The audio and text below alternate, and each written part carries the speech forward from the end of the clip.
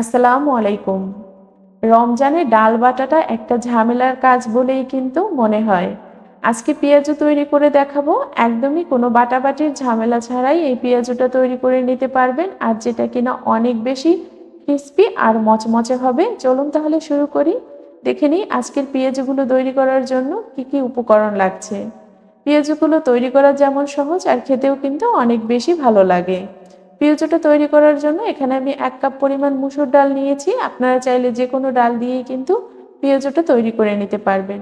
এটাকে আমি 4 ঘন্টার মতো ভিজিয়ে রেখেছিলাম। এবার এখানে 1 কাপ পরিমাণ পেঁয়াজ কুচি করে দিয়ে দিলাম। পরিমাণ মতো লবণ দিয়ে দেব, আর সাথে হাফ চা চামচের মতো দিয়ে দিলাম হলুদের গুঁড়া। মরিচের গুঁড়া দিয়ে দেব হাফ চা চামচের মতো। এবার এখানে দিয়ে দেব কাঁচা মরিচ। একটু ঝাল ঝাল করলে কিন্তু পেঁয়াজুটা ভালো লাগে।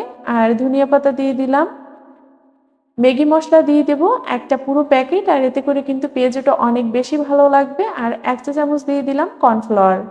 কর্নফ্লাওয়ারটা দেওয়ার কারণে কিন্তু পেঁয়াজুটা অনেক সুন্দর একটা বাইন্ডিং আসবে। চাইলে এখানে 1 কাপ পরিমাণ ময়দা অথবা আটাও দিতে পারেন।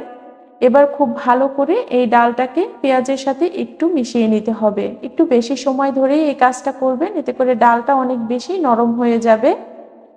তারপর এখানে দিয়ে দিলাম 2 চা চামচের মতো চালের গুঁড়া। এতে করে কিন্তু পেঁয়াজুটা অনেক বেশিক্ষণ মুচমুচে থাকবে আর খেতেও অনেক বেশি ভালো লাগবে। এবার আবারও খুব ভালো করে চালের গুঁড়াটাকে ডালের সাথে মিশিয়ে নেব।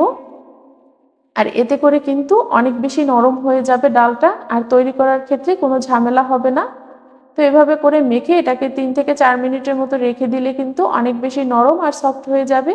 এবার পেঁয়াজুটা তৈরি করা যাবে একদমই খুব সহজে। পেঁয়াজুটা তৈরি করার জন্য হাই হিটে আগেই তেল গরম করে নিয়েছি। এবার একে একে পেঁয়াজগুলো দিয়ে দেব। আর এভাবে করে পেঁয়াজগুলো একটু পাতলা করে বানালে অনেক বেশি ভালো লাগে খেতে। এবার পেঁয়াজটাকে উল্টে পাল্টে 2 থেকে 3 মিনিটের মতো একটু সময় নিয়ে ভেজে নিতে হবে, আর এতে করে কিন্তু অনেকটাই মুচমুচে হবে। দেখতে পাচ্ছেন খুব সহজেই কিন্তু ডাল বাটার ঝামেলা ছাড়াই পেঁয়াজগুলো তৈরি হয়ে গেল। আর এই পেঁয়াজুটা খেতে কিন্তু অনেক বেশি ভালো লাগে। আশা করছি এই রমজানে অন্তত একবার এভাবে ট্রাই করে দেখবেন। আশা করছি আপনাদের কাছে অনেক বেশি ভালো লাগবে আর অনেক বেশি সহজও মনে হবে। খুব কম সময়ে এই পেঁয়াজুটা তৈরি করা যায়।